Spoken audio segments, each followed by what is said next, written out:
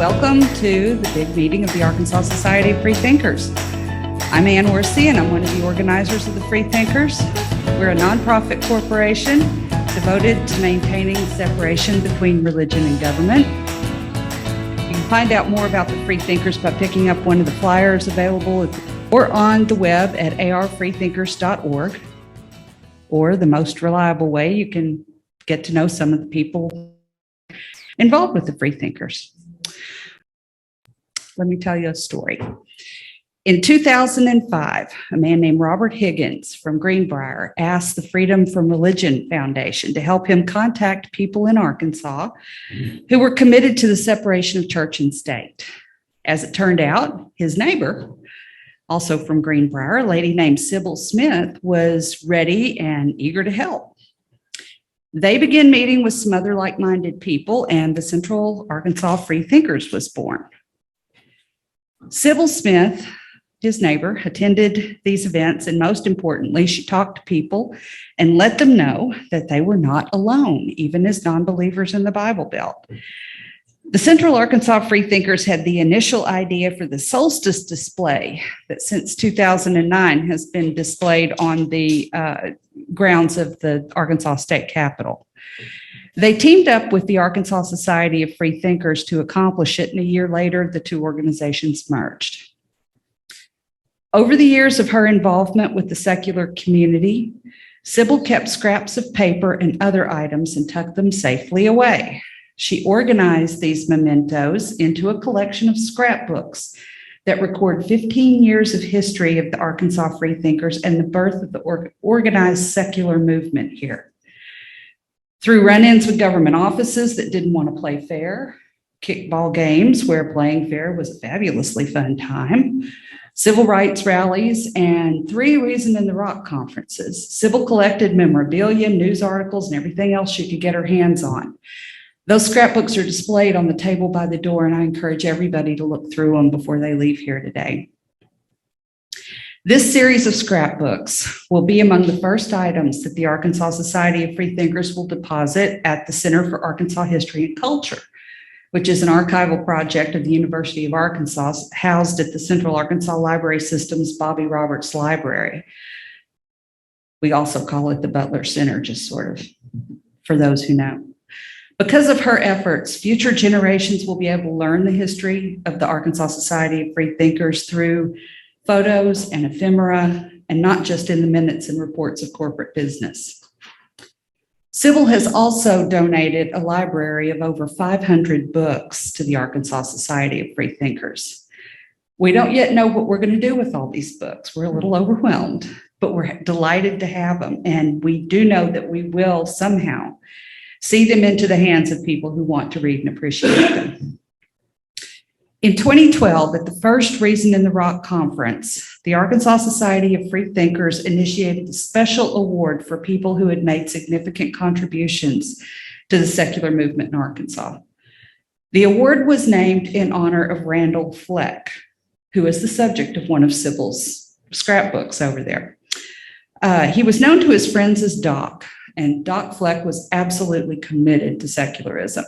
He not only addressed secularist matters behind the keyboard in his blog, which was called Common Sense Plus, and it's still viewable on Blogspot, even though Doc's been dead for 10 years. He practiced what he preached, and he seeded secular groups all over the state. Susan Heffington is past president of the Arkansas Society of Free Thinkers and a co-founder with Sybil of the Central Arkansas Free Thinkers. And she's a past recipient of the Common Sense Plus Award and has said that Sybil Smith is the mother of my move to secularism. That's pretty significant. Sybil's scrapbooks record the history of the organization and the secular movement. Her gift of books ensures influence for years to come. And today we are pleased to present Sybil with the Randall Doc Fleck Common Sense Plus Award.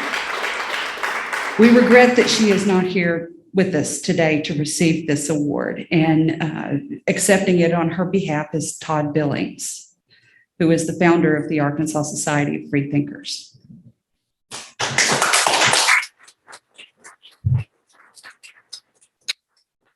Yeah, I'm very, very glad we decided to give this to her because Sybil has done so much, and I'm very pleased to make sure this gets to her. So, yeah, thank you on her behalf.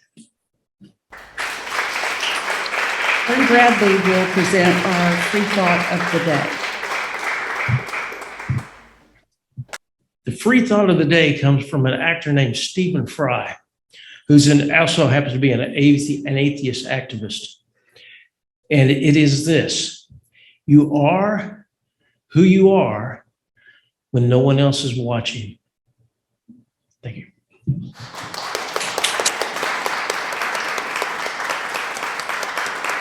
Thank you, Vern.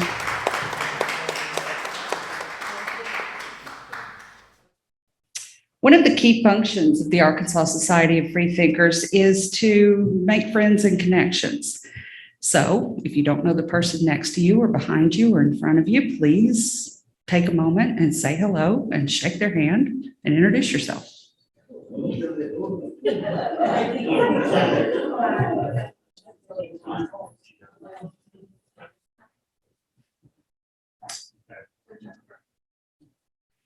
The Arkansas Society of Free Thinkers is a diverse organization with members who represent a wide range of opinions. We invite speakers who we think will be interesting and who will make us think.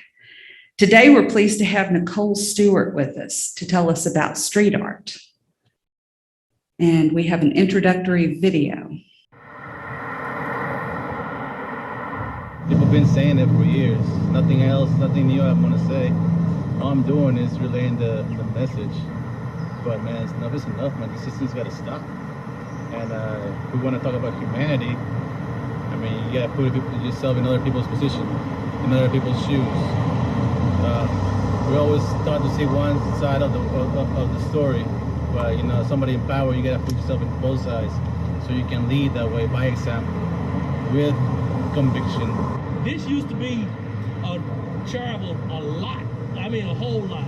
I'm 58, and it has never been anything of quality here until now. Never. I don't know why nobody thought to put something like this up here before now, and I hate this situation had to be the be the muse for it, but I can't think of anything better should be here than this right here. We've been painting that side since 2016. So we've been, put the Central, Martin Luther King, Daisy Bates up there. So we've been down here doing our thing. Let me ask you a question. And I know nothing's guaranteed and nobody can police this 24 hours, but is it, I guess there's no insurance that somebody won't come and vandalize it. And I don't want to speak something like that into... No, they have before on that side. That's what I thought. And it's happened 3 times. Really? It was bad. We always fix it. Yeah, they put swastikas and stuff like that. Yeah, Martin Luther King, they did it like 3 different times. We always come back and fix it. And then when we come back and fix it, we add more artwork to the walls. We got more paint. You know what I'm saying?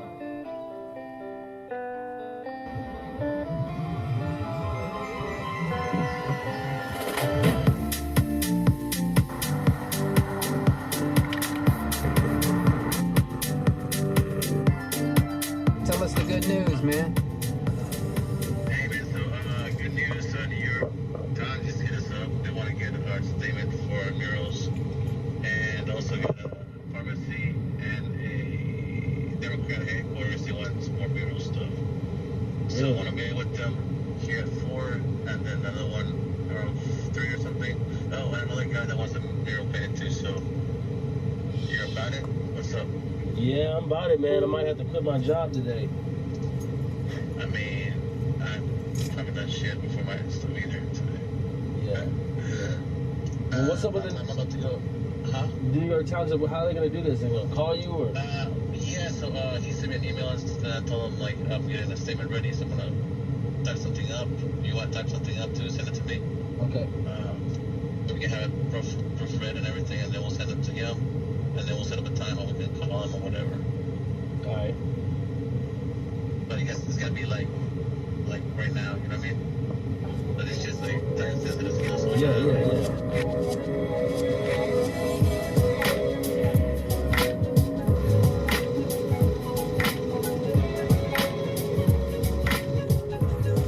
Each one of these May represent a life that was taken from us too soon. That is a result of police brutality or racism or social injustice, okay? So I went out there Monday evening and I stood in front of that mural and I started to cry. And I started to cry because when I saw that mural and I saw those names up there, I couldn't help to see the face of one of my students. I couldn't help to see and read the names of possible students that have been in my class before. Knowing that that could be them. That mural could be of one of our students here. Those names could be the names of some of our students from here in Little Rock. Talk about it, Johnny. Here in North Little Rock, Pulaski County. We got people that came from Northwest Arkansas. Those could be your students.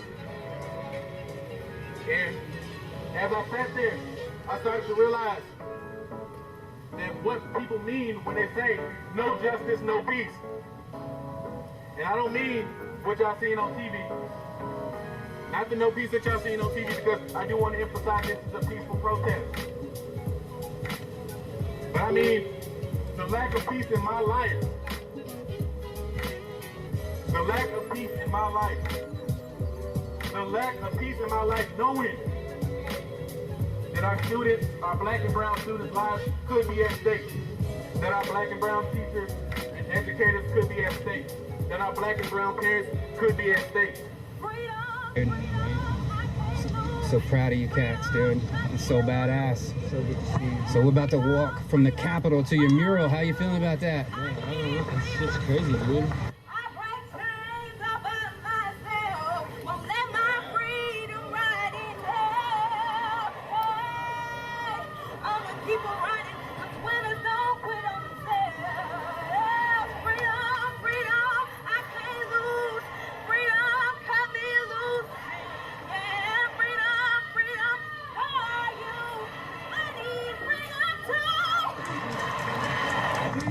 Hey, how y'all doing out there?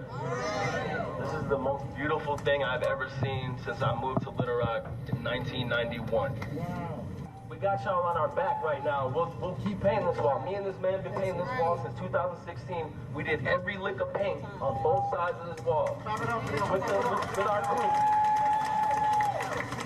People drove down here the day we started painting. They had never even been down this street before.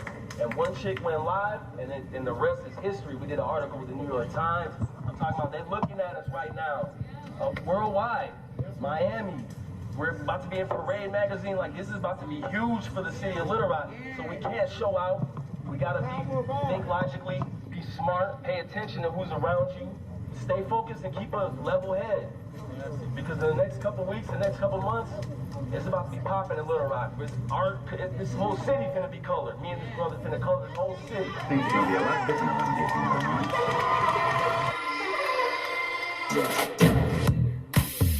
Hey, guess what we not gonna do? I know. Backstage. Guess what we not gonna do? Stupid. Dry stitch. Guess what we not gonna do? Entertain these haters. Guess what we not gonna do? New year, new me.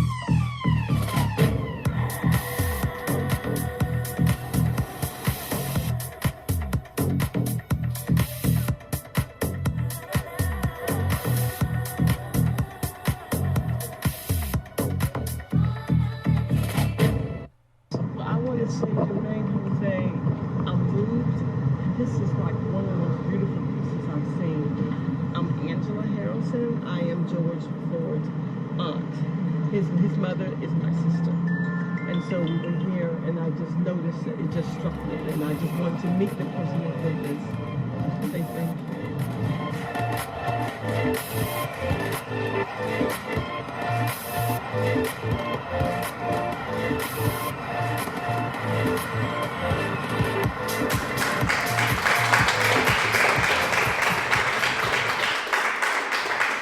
Nicole Stewart is a local multimedia artist who is currently completing her bachelor's degree in studio arts with a minor in applied design at the Wingate Center of Art and Design at the University of Arkansas at Little Rock.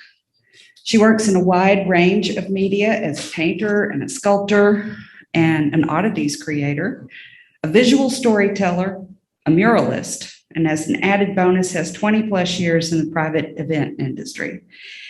In 2017 and 2018, she created and organized Creative Connection, which hosted monthly pop-up art events for the 7th Street Mural Project. She's donated her art and her time as a live artist for local fundraiser events such as ALS, Arkansas Crohn's and Colitis Foundation, Youth Home, the American Foundation for Suicide Prevention, the Miracle League, Hope Rises Wellness and Recovery House, and this just is to name a few. She even teaches painting classes for the residents at Woodland Heights Senior Living Facility, and she's here to talk to us today about Little Rock street art. Please welcome Nicole Stewart.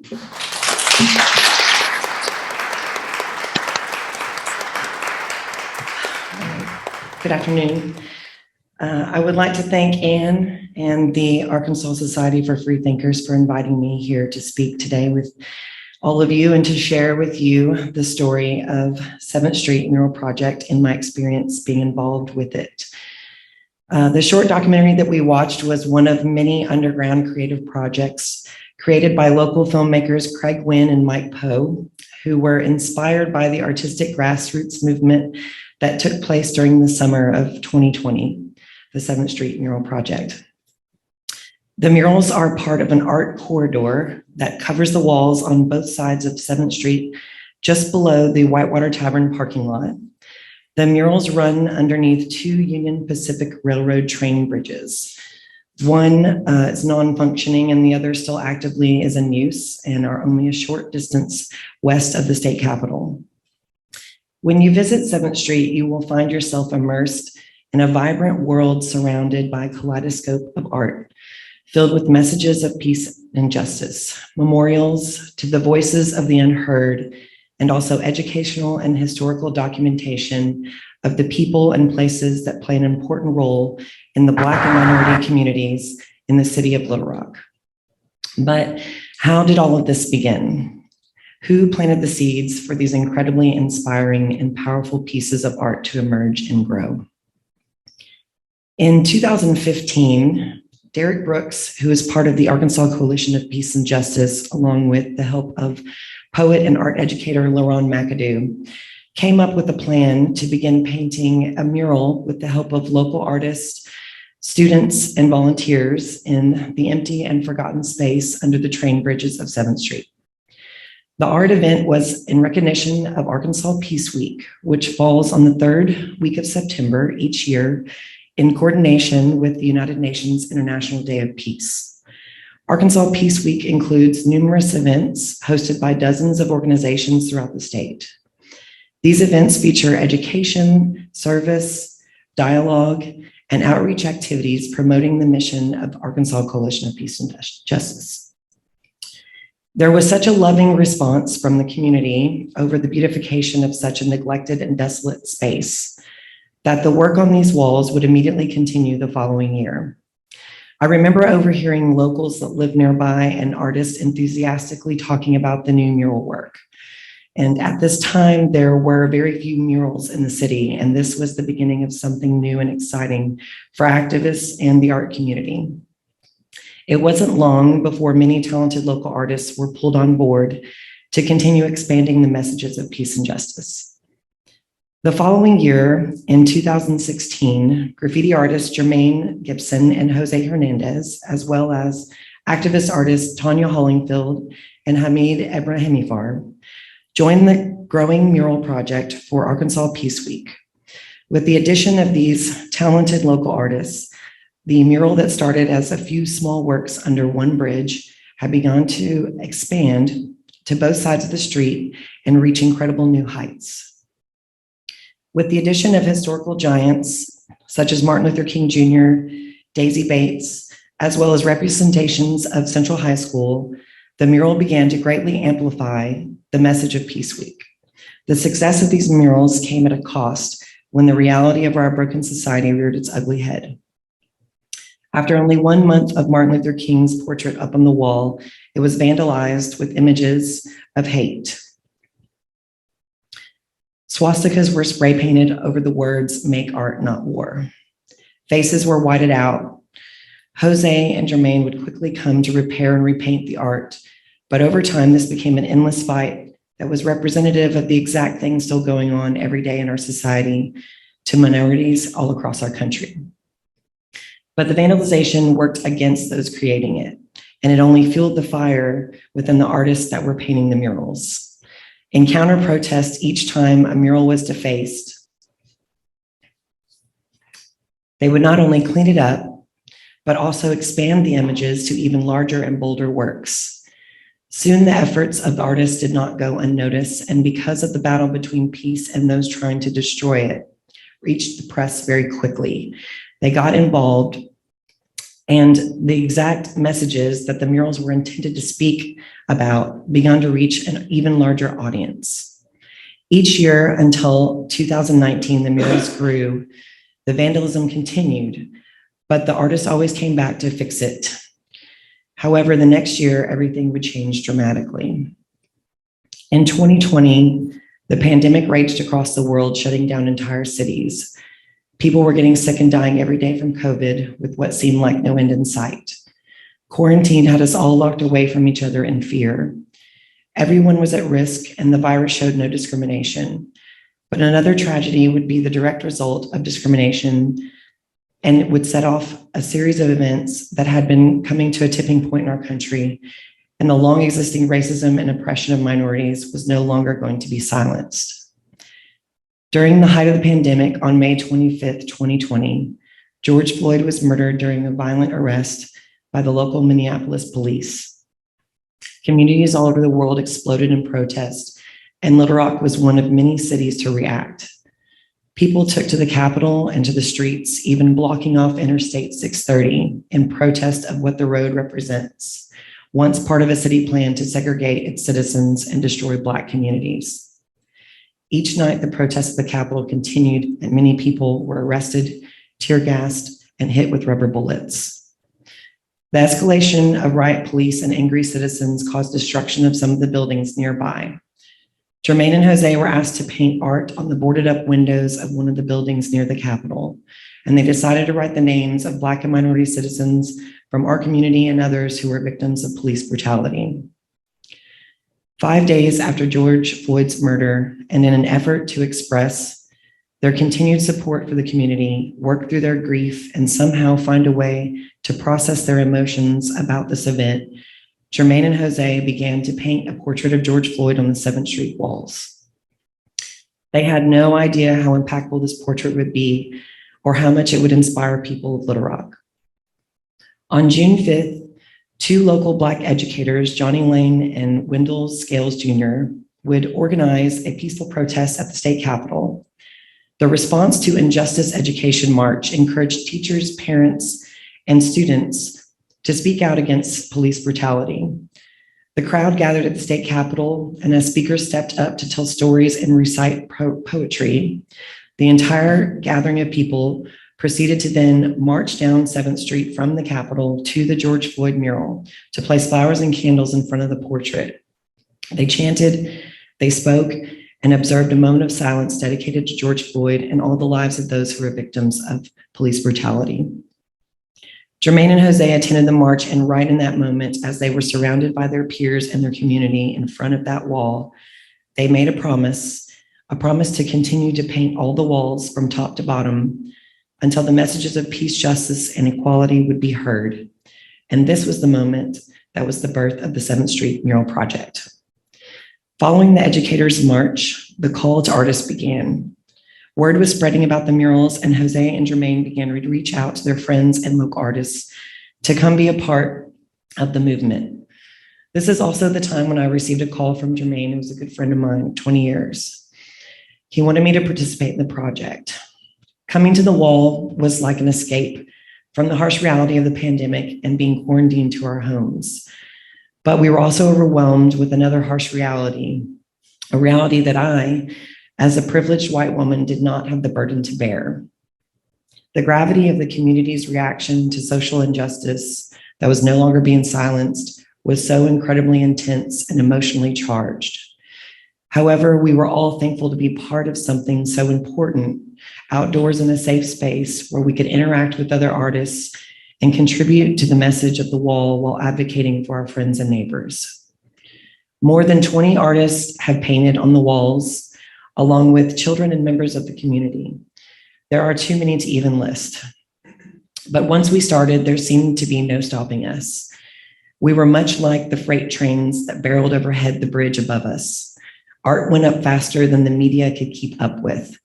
People in the community came every day to bring us food, water, paint supplies, or just to donate money to help us buy more paint and more supplies.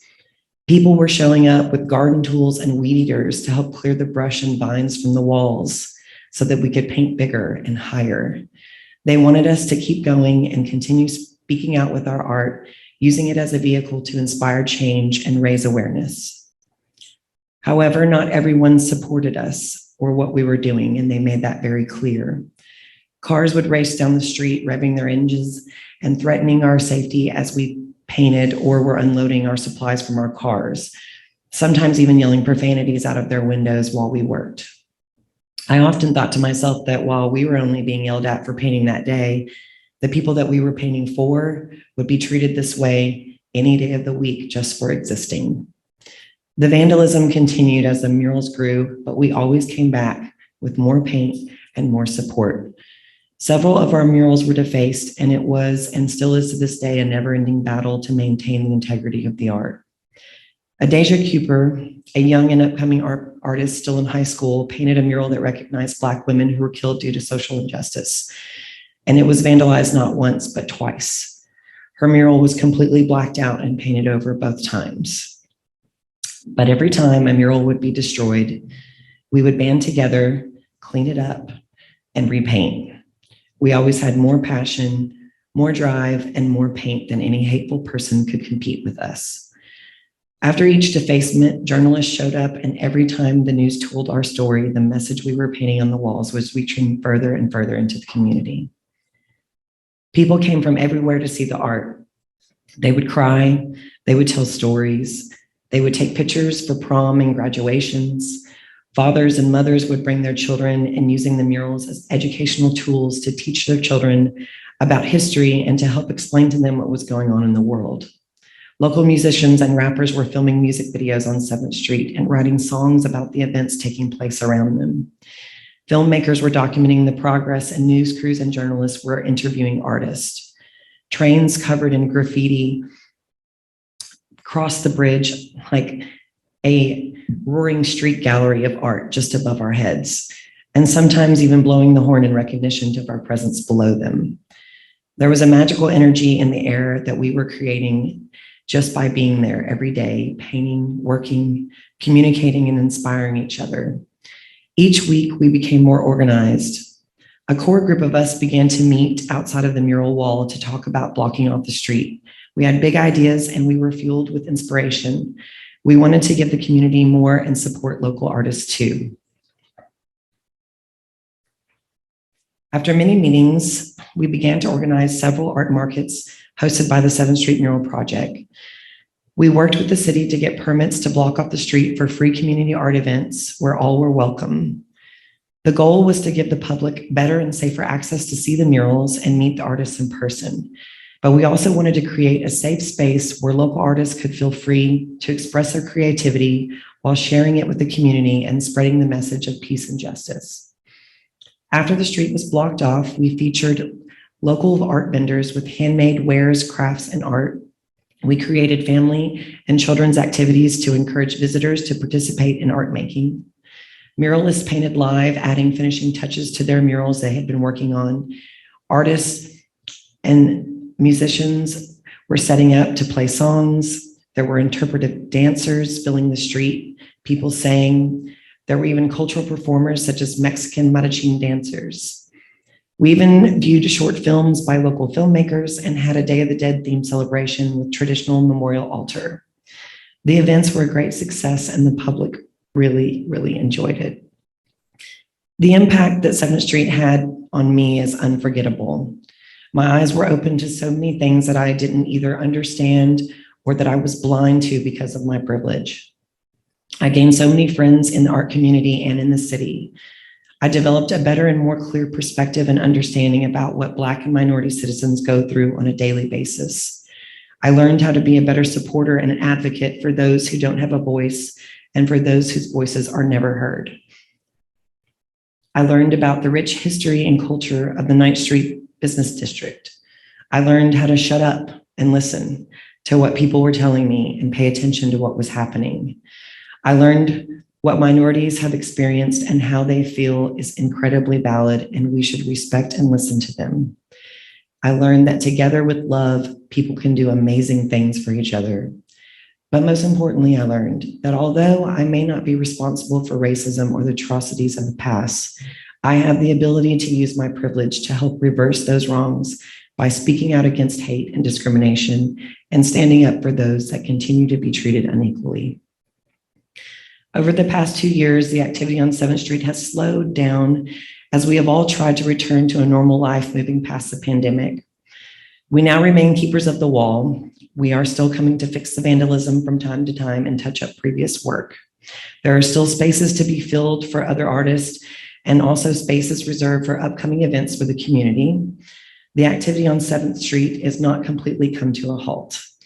The Arkansas Coalition for Peace and Justice continues to sponsor annual Arkansas Peace Week event, but now with the addition of the 7th Street Mural Project artist by their side. As a team, we plan to continue the art market events, and this September on the 25th, we will be once again blocking off the street for the next Peace Week.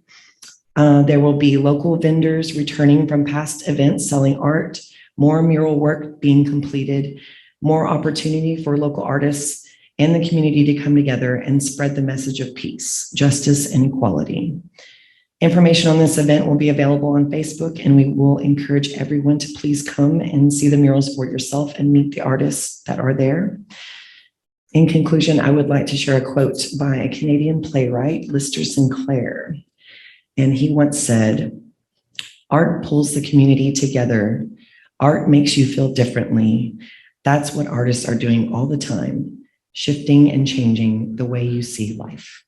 Thank you.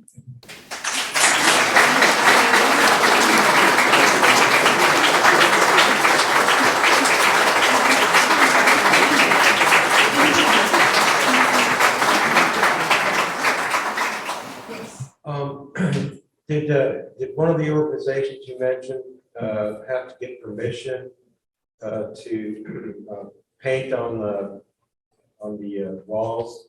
So the wall is kind of like in this odd space because it technically belongs to the Union Pacific Railroad. I believe when they first went to find out about painting on the space, they went to the city at first, and the city was like, you know, it's not our problem. You got to go talk to the railroad. And so from there, they talked to the railroad, and the railroad's answer was basically, as long as it doesn't, you know, impede with the trains or anything, that it was completely fine. So it kind of just became this free space to the community where we could do wherever we wanted to it. I have another question. Did you have to put down a sealer first before you start painting on it? We don't do sealers. We typically just put down like a base paint, like a flat white or a light color. Like sometimes even just wall paints work just fine as a base, and then the paint is usually applied on top of that. We do also use a mural shield protectant. Some of it has been donated to us by the Downtown Partnership. They had some left over from some murals that we used. And then we've also been using donations to buy more because the space is incredibly large. We have sealed most of the murals that are completed, but still some are in the works. And once those get finished, we'll come back and seal those. You have to use a sprayer. It's quite a bit of effort, equipment and time and money that it takes to do it, but well worth it, because if it does get vandalized, what we can do is come back and just pressure wash off the vandalization, and it won't remove the art. I see. Yeah. And what was the commonly used paint? Was it like an exterior latex paint or? The paints that we were using? Yeah. So the graffiti artists, there is actually graffiti spray paint that is specifically made for outdoor art. It won't fade in the sunlight. It's a little bit more expensive. You can find it in some stores, but most of the time it's something that we have to order like through the companies directly. But then sometimes, like, you know, when we first started, we didn't have a lot of money. Everybody wasn't working. It was the pandemic. We were just getting whatever we had at the house. Even like Rust-Oleum paint and things like that you can use, but they do have a tendency to fade in the sun because they're not specially formulated for those outdoor murals. So in all the pictures we saw, was it all done with spray paint, not roller or brush? Mostly on some of the ones that are taller in the large spaces, we would roller on to like block out large parts of color. So we would use bucket paint for certain areas. Yeah, most of it, all the line work, the detailing and everything is all mostly primarily spray paint. Thank you. Yeah, thank you. Is the artwork done freehand, or do you use like projections or a grid to get the image onto a larger space? It's a variety. It depends on the artist. I work entirely free-handedly, so it's a lot of getting up, getting down, getting up, getting down, you know, backing away to see. But projecting is something you have to do at night, and a lot of the artists also would do that. They might work out a design ahead of time and bring the projector, and so we would always try to be there in numbers, never alone. Anytime that an artist was down there in the evening, to make sure they were safe, also to make sure a car wouldn't come through when you're trying to project an image on the wall. And when they do that, they usually just kind of do a rough outline of the image to get the proportions right with the projection, but then they come back during the day and start filling it in, you know, kind of like you would a coloring book. Did you personally do the night street one? Yes. And was that based on a photograph, or was that reports that you had witnessed to be there?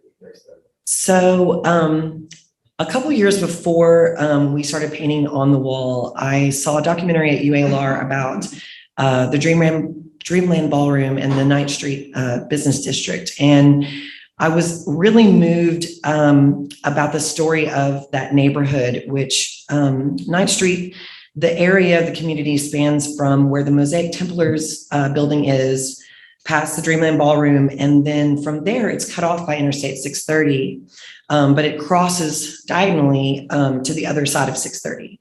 And a long time ago, it was a Black business district that was completely supported by Black business owners and communities and houses that all were in that area. It was very thriving. It was very culturally rich with music. And as time went on and the city started to grow, they were trying to push people out of the area because when they put 630 in, they needed all of that to be gone. And they basically just destroyed the whole community when they put in the interstate. And a lot of people lost their businesses, and it just destroyed their whole community. And there's not very much left of Ninth Street today. The Dreamland Ballroom and the Mosaic Templars, I believe, the only two main buildings that still stand. But if you look online, there's a lot of black and white photographs that you can see of the area from its heyday, which, I mean, it existed basically from emancipation when like freed slaves settled there, and then it just became a community that just grew over time. And in the 30s, 40s, 50s, excuse me, it became a cultural epicenter.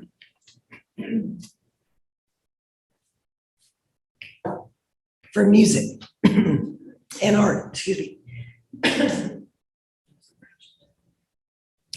But I used pictures from the internet to make the drawings off of.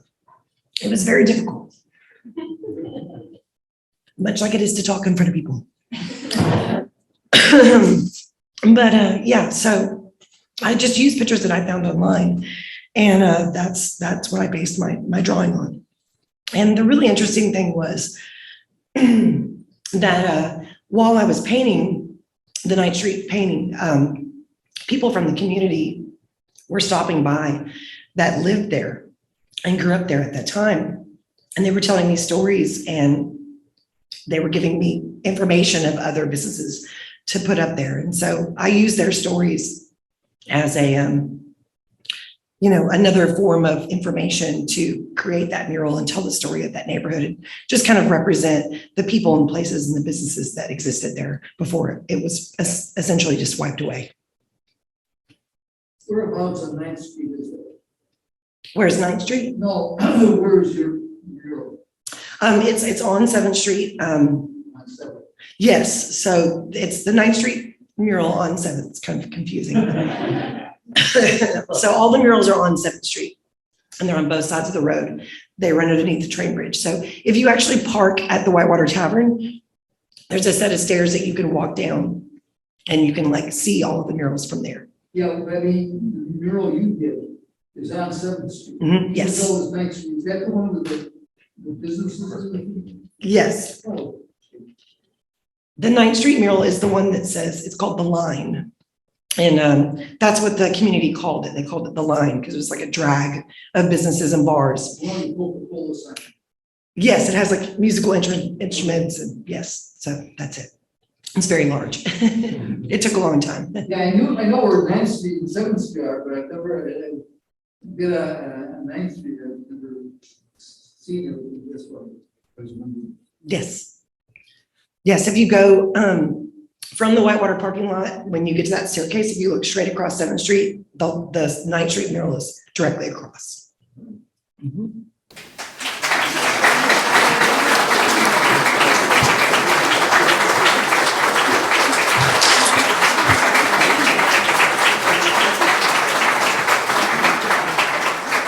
Really informative. Thank you, Nicole. Next month's speaker is going to be Kwame Abdul-Bey. He is the activism coordinator for the NAACP in Jacksonville. Well, they're headquartered in Jacksonville. And he's going to be talking about modern effects of slavery on Black families. I think that will be really an important and timely topic because it's going to take place on June 19th. So we hope that you will return for that presentation. Now, back to the Arkansas Society of Free Thinkers. If you're glad that people in Central Arkansas are organizing a secular community, please consider joining the Arkansas Society of Free Thinkers. You can join here in this room. There are going to be forms at the back table, or you can make a donation. Those of you who are watching online can go to arfreethinkers.org. And there is a link there for you to sign up, donate, join, whatever you'd like to do. We want to create a community of like-minded people, and we have a whole calendar of events. Most of them are on meetup.com, and you can find us there. We have a hiking group that is going to be meeting Monday, tomorrow, but it meets Mondays and Wednesdays. We have a pint night every Monday night that meets at Charlie's Good Time Drinkery at 6:30 p.m. We have Zoom meetings that happen on Monday nights for those who are still not comfortable getting out and about during the pandemic. For those who have substance abuse issues, we do have a secular substance abuse recovery program, and you can look on Meetup to find out more information about that. We have disc golf. Seems like we always have disc golf on Sunday mornings. Actually, it's on Saturday, May 21st, next week. I thought it was going to be on Sunday. It's usually on Sunday. Also on June 19th, we are going to be doing a community service project. We will be cleaning up the Fraternal Cemetery, which is connected to Oakland Cemetery on the east side of Little Rock. This is the historically Black cemetery. If we've got time and it's not too hot, we may go clean up the white folks too. But we want to focus on Fraternal Cemetery to show our respect for the people who are buried there. We also support outside events that we think will appeal to our members, and that includes Socrates Cafe, which we hope will be meeting. Right now, the library's are being used as voting stations, which is better than having churches used as voting stations. So, but you can check our calendar for when Socrates Cafe meets, and there's one scheduled for May 25th, which I believe is the day after the primary. We hope they'll have the machines out in time for Socrates Cafe to meet there. That's a discussion group. I love Socrates Cafe personally, and go whenever I can, because it's the one time that I get to go pontificate about stuff I know absolutely nothing about, and nobody criticizes me for it. So,